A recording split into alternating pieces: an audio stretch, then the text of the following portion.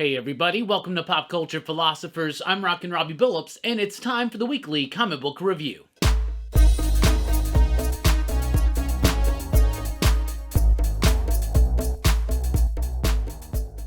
That's right, everybody. Thanks for checking out the video. I am Rockin' Robbie Billups. This is the weekly comic book review. It's the show where I read a lot of comic books, and I'll let you know what I thought about them, and we always start with the pick of the week. This week's pick of the week: Sandman Universe, Nightmare Country, issue number 2. Written by James Tynion IV with artwork by Alessandro Esterin and guest art in a sequence from Andrea Sorrentino.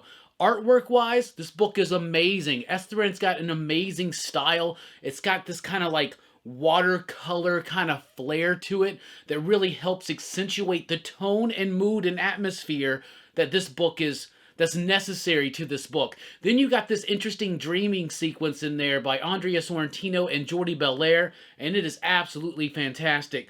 The story. So the first issue I had to read 2 times before I really got into it, but I really like this second one. So it's about this woman. She's an artist, and she is like fascinated with this smiling man that she sees. She doesn't dream, but she sees him in real life. And it's just this big, obese, gnarly thing with a mouth for eyes, just like the Corinthian. Well, the Corinthian finds out that she's been drawing this smiling man, and it has a similarity to his appearance, so he becomes kind of enamored with this, right? And so he steps out of the dreaming into the real world to investigate this more fully, and of course that causes the dreaming to kind of freak out, knowing about the Corinthians' past. I liked this one. I thought it had a mood and an atmosphere that stood above and beyond the rest this week in shops. Nightmare Country, perfect for fans of Sandman, perfect for fans of something dark, melancholy, disturbing, cerebral, reflecting. I really liked the book. I thought it was super cool. Some decent books out this week, but it's kind of not as oomph heavy as the last couple weeks, but Nightmare Country, issue number 2, that's the pick of the week. We also have from DC Comics, Jurassic League, issue number 1, Daniel Warren Johnson, and is it Juan Gideon? This is a weird book. Yeah, Juan Gideon. So Juan Gideon is the artist and the co-writer. Daniel Warren Johnson is a co-writer, and it is exactly as advertised. It is the Justice League, but they're dinosaurs, right? So it's like Super Sore and the Joker's Art or whatnot, but I'm going to tell you, it actually works. The thing that would really set it over the top is if Daniel Warren Johnson did it all himself, but Gideon's got a really cool style for this, and do not expect this book to change your life at all, but it's rather silly, and it's kind of fun, and comics need to be a little bit more fun nowadays. So Jurassic League, I was kind of pleased with. Then we have Blood Syndicate, Season 1, Issue number 1. This is from Jeffrey Thorne, Chris Cross, Juan Castro, and Will Quintana. I like this book. Now, I haven't been reading most of these Milestone books. I don't know. They're not jibing with me. Now, I don't have the connection to the old school Milestone stuff, though I do plan on digging into some of that early stuff pretty soon because we're getting the compendium. But Blood Syndicate, I like this. So it's about these dudes who are coming back from overseas. They've been soldiers in service in war, and they go back to Dakota, this town, and everybody's superheroes now and shit, right? Because they missed all of the other season 1s that were going on, right? So they show up, and they're in a new war zone, if you will. So I liked it. I thought it was all right. It didn't supremely lift me up or anything like that, but I thought the artwork was decent. I really liked the dialogue. I liked the story. It didn't quite manage to fully hook and engage me, but it did have me interested, and I will definitely be checking out future issues of that. Superman, Son of Kal-El, issue number 11. I'm officially done with this book. I keep reading it, thinking that it's going to turn a corner. That Tom Taylor, who is a fantastic writer, but that he's got some kind of a plan to have Jonathan grow because he's made maybe like a wrong judgment or something like that. But it's not, this book's just not for me. It's just not working for me. I really was excited for this book because Tom Taylor wrote Jonathan Kent filling in the role of Superman in Deceased so freaking well. But this one, it's so message first. It's so just I don't know. It's just not working for me, right? Like this whole issue is the whole setup of this issue is Batman, you're obviously wrong. I'm right because I'm Jonathan Kent. Anyway, I don't know. Superman Son of Kal-El, it's just not working for me, so I think I'm stepping away from that one. Hulk versus Thor, Banner of War. Yeah, Alpha. This is the first part of a 5-issue crossover between Thor and Hulk. Because Donny Cates writing both, so why not do a crossover?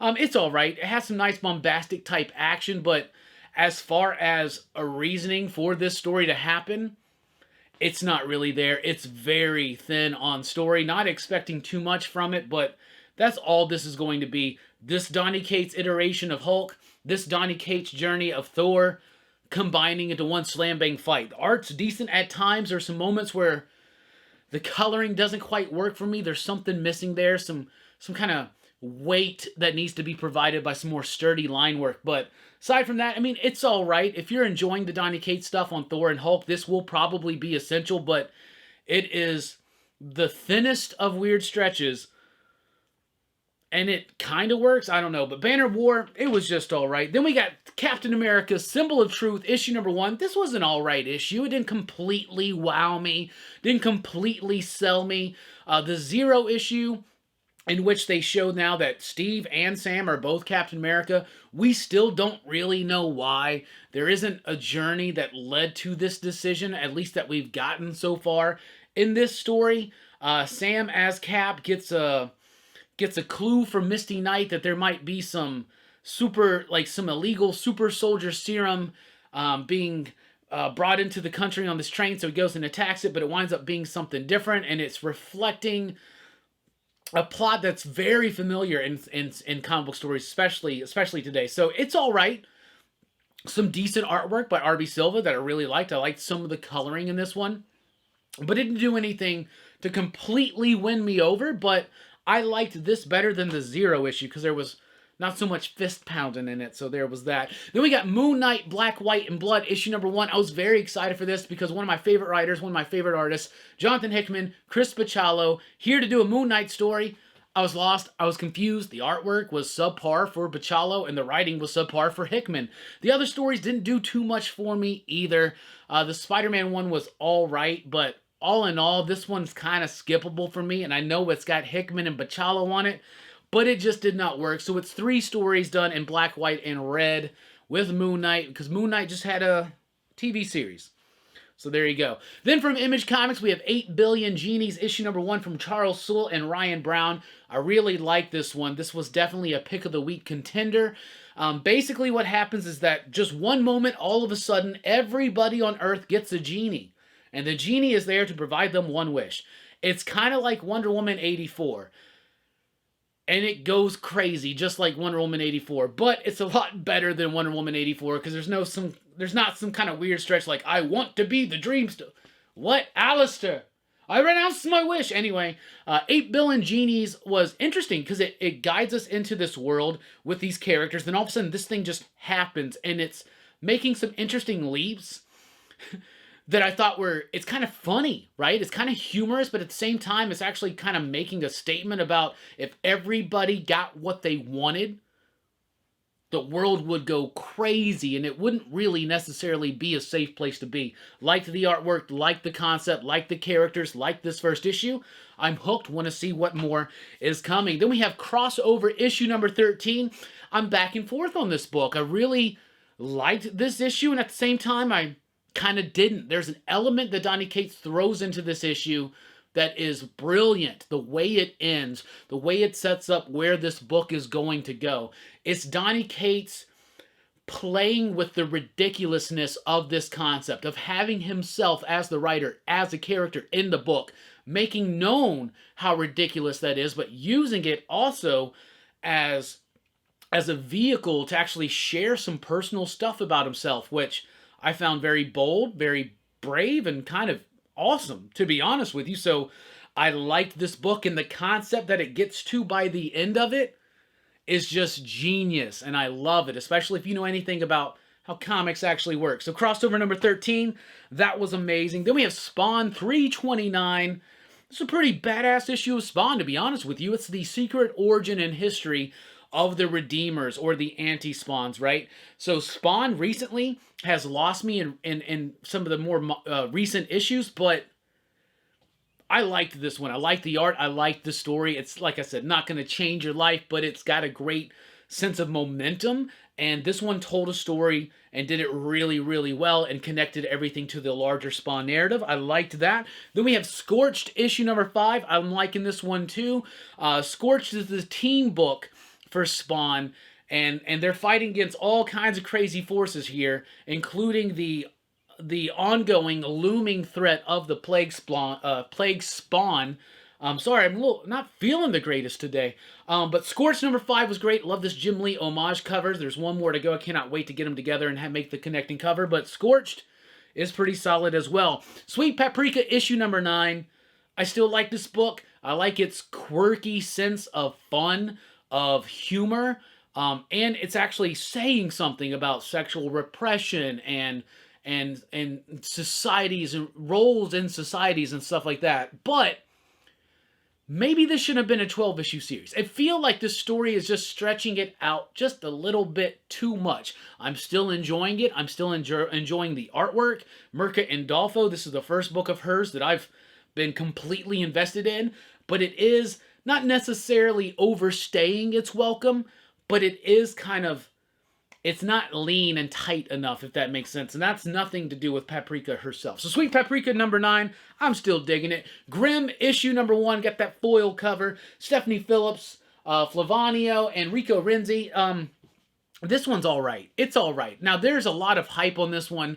Boom's biggest launch of the year. People are anticipating that it's going to become like the next big smash hit from Boom, like Something is Killing the Children or Berserker. For me, though, it just doesn't work.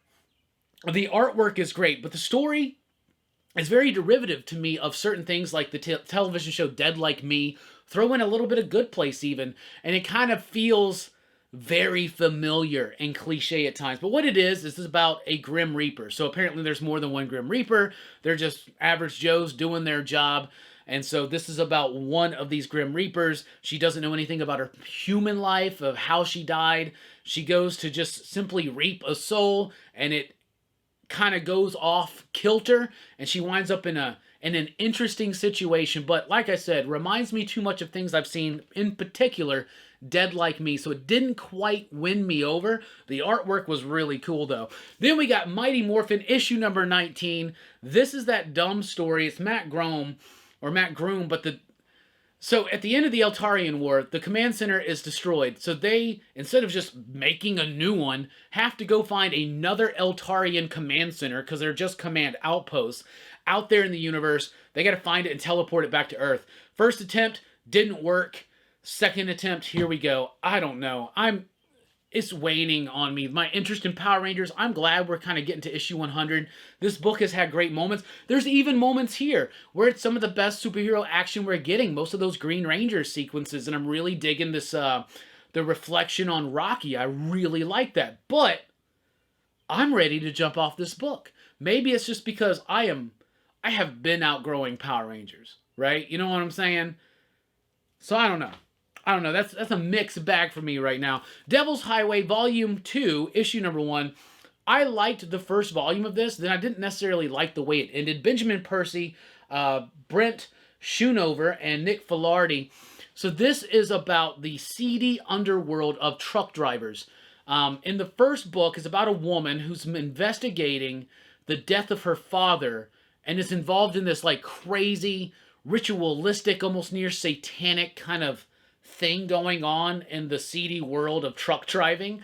But in Volume 2, it doesn't ever kind of recapture the magic of engagement that I had in the first one. It's introducing some new elements, but it just doesn't quite win me back over. Doesn't do a great job as an issue number 1 of a second volume. So I don't know, didn't really do much for me. The Ocean Will Take Us, issue number 2 from Aftershock, written by Rich Douek with artwork from Carlos Oliveras.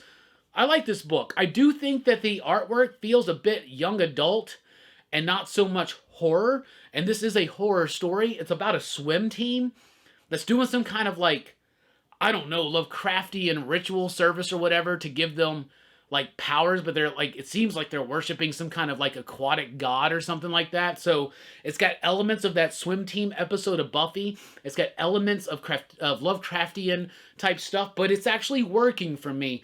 The artwork, I think, could be a little bit more fitting to the story. It does kind of feel visually like I said, like a young adult book, but aside from that weird dichotomy there between the art and the story, I am really digging this story, and these characters are incredibly well fleshed out, and they talk like real kids, and that's really cool. Then we got Frank Frazetta's Death Dealer, issue number 1. This is from Opus. This is a new publisher. As far as I'm aware of, they got a Bill and Ted book coming up, so I'm definitely going to be checking that out. But the Death Dealer, the famous Frank Frazetta painting and character, this is his story, and it's okay. I kind of had fun with it. I was disappointed by the artwork. Not that the artwork wasn't good, but it wasn't like this Frazetta, beautifully painted, rendered type thing that you kind of expect when you get a book like this. So it's an okay story. Most hardcore fans might want to check this out, but I don't think it's going to do much for new readers. Then we got Heavy Metal Drummer, issue number 4. This book's waning on me. I'll be honest with you. I really liked that first issue. Second issue took a little bit of a step down. Third issue, fourth issue. This kind of was a wasted issue. This is a 6-issue series, but this is a chapter that is completely wasted because nothing really happens here. There is no new information that's given to us. We don't see the story actually progress. I mean, I guess the whole point of this issue is to get the detectives closer to the heavy metal drummer who has been empowered by some kind of metaphysical force to combat these evil alien cats that are impregnating all these whatever. Heavy Metal Drummer started off really gnarly, really cool, but it has been waning in interest for me recently. Then we got Red Room Trigger Warnings, issue number 3 from Fantagraphics.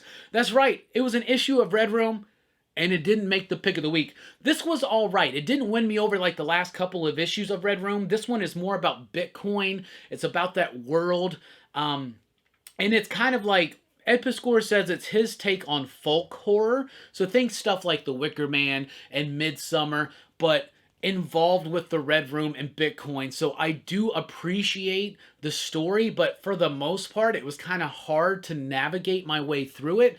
But the artwork was absolutely top-notch, and Episcore is still just showing amazing work with his form of duo shade and his amazing line work, the detail, the grit that's involved. Really innovative techniques here. Red Room Trigger Warnings, issue number 3. From Dynamite, we have Vampirella Strikes, issue number 1. This is from Tom Snagowski. It is a follow-up to his recently concluded Vengeance of Vampirella, and yes, you kind of need to know that in order to understand this, though they do get you caught up, but there is a lot going on that is all spinning out of this previous run, so it wasn't a good, quite like a good super solid clean entry point, but it was still decent enough. So if you have been trying to get into Vampirella, I would probably recommend the pre-stuff a little bit more, but this was still pretty decent. It had some nice Jonathan Lau artwork. Dynamite Never Dies, issue number 3. I'm really liking this book. It's like this zombie invasion has come across the Dynamite multiverse. It involves Red Sonja, Vampirella, all the stuff from John Carter Mars, Deja Thoris. Tarzan is thrown in there now, and other characters. So I'm having a lot of fun with this one. This was a little bit of a step down, a little bit of a lull, a very explainy, exposition-heavy issue, but I am still rather enjoying this book. It's got some silly stuff in it. Then we got Immortal Red Sonja, issue number 2. I'm liking this book. They take the story of Red Sonja and they're merging it in with some Arthurian legends. We're talking about King Arthur, cursed chainmail, cursed swords, all that kind of stuff, right? And I'm really digging it. It is a little goofy. It is a little tongue-in-cheek. It's not taking itself ultra seriously, but just seriously enough. So I am enjoying this one. Immortal Red Sonja, issue number 2. Then we have Red Sitha, issue number 1. Sitha is the character that is introduced in the current Red Sonja run by Mirka Andolfo. Basically, Red Sonja's adopted daughter. This is her story as a grown-up. I didn't find it near as compelling or engaging as the ongoing Red Sonja book right now, so it was a little bit of a disappointment for me, but I still thought it was decently solid. Then we got the Sumerian Hour of the Dragon, issue number 3. I love the artwork in this book. The problem with these books is these Ablaze is taking these European, like Conan stories, and adapting them into the modern American comic book format. So the artwork is beautiful, but it's not actually in that magazine format, so you're not actually getting to have the artwork be as present as it should be, so it kind of feels constrained just a little bit. Then they got these ones, and I'm like, what did you crop out? I want to see these in magazine format. Love the artwork. Story's decent, but not a lot happens in this one. Just a lot of talking, just a lot of weird stretching, just a lot of showboating, but the artwork was absolutely amazing. Also from Ablaze, we have Billups and Valeria. These are two badass women from the Conan universe, and this is, I think, a completely original story in which the two of them are coming together into a story, and it was dumb. It was dumb. The artwork was not anything like you have come to expect from Sumerian, nor was the nuance there in the story. This was cheesy, it was dumb, and it's just a cash grab to me. So necessarily didn't like that, but Valeria going, that was pretty nice. That was a nice little distraction. Nottingham is here with issue number 7. I like this book. I like this book a lot. So Nottingham is, what if the Sheriff of Nottingham's actually kind of the good guy? Robin Hood is the bad guy.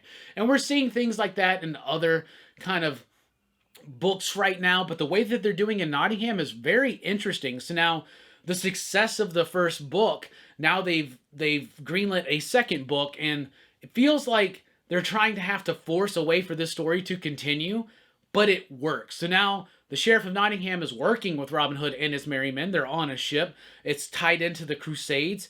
There's somebody on the ship killing people. So I like the book. I really like the artwork. I really like the story. I like the interpretation of the characters. Then we got G.I. Joe, A Real American Hero, Saturday Morning Adventures, issue number 3. Cobra Commander's got a genie. He's got 3 wishes, and he can't get any of them right. It's so freaking ridiculous. By the way, the artwork and the story and the dialogue is just like the 80s G.I. Joe series. So ridiculous, stupid, dumb, and awesome all at the same time. So G.I. Joe, Real American Hero, Saturday Morning Adventures, issue number 3, the penultimate issue. I'm really digging it. And once again, Cobra Commander cannot get any of these wishes right. It is absolutely hilarious. Then we got Human Remains, issue number 8. This is the final issue. It's a bit rushed. I feel like Pete Milligan started off with a really great concept, kind of lost the plot halfway through, figured out where it was going to go, but then it was time's up. You got to wrap it up. So it's a very abbreviated, rushed kind of ending. It's the ending that I think the story deserves and needs, but it kind of lost me a little bit towards the middle of the entire story. So there's something with the structure of these 8 issues that don't quite work. Maybe if it would have been stretched out a little bit more, or maybe if it would have been truncated a little bit, maybe it could have worked a little bit better for me. I like the thematic material. I like the conclusion, but it just feels a bit rushed. And then also from Vault, we have West of Sundown, issue number 2. It's about a vampire who somebody has gone after. She's an East Coast socialite vampire who's got like a poor Irishman as her familiar. He's like helping her out. Somebody has busted into her place and destroyed her coffins with her original earth, so she has to go back to the place of her birth and find her original earth again. And I really liked the first issue, had Deadwood vibes, but with vampires. The second issue, though, lost me just a little bit. It kind of got way too exposition-y, kind of didn't continue to push the narrative forward for me with the character work and stuff. There was interesting things going on here, but it didn't quite win me over like that first issue. So that was kind of a disappointment. So some disappointments from Vault. This shit right there is ridiculous. Nottingham is a really good book. The Sumerian's cool. Billups and Valeria, though, not so much. The Red Room, though, still a great book, but just kind of struggled to get through that story. Oceans Will Take Us is actually really cool. Death Dealer, just get the original painting. Look at that. Heavy Metal Drummer, what happened? Sweet Paprika is maybe stretching itself too thin. Grimm was a little bit disappointing to me. Spawn books were solid. Crossover was really interesting. 8 Billion Genies, definitely something to check out. That was a big disappointment. Hickman and Bachalo doing Moon Knight, and I didn't like it. Then we got Captain America's Symbol of Truth, better than I thought it would be. Jurassic League is just a ton of fun. And Banner of War, whatever. But Nightmare Country, I think it had the art, I think it had the nuance, I think it had the story, I think it had the characters, and it vibed with me for the pick of the week. So that's what I read, that's what I dug. What are you reading? What are you digging? Let us know in the comments down below. Thank you so much for checking out the video. I've been Rockin' Robbie Billups. Thanks for rocking with us. Please be sure to like, share, subscribe, and what am I supposed to do? Station, pop, pop, boom.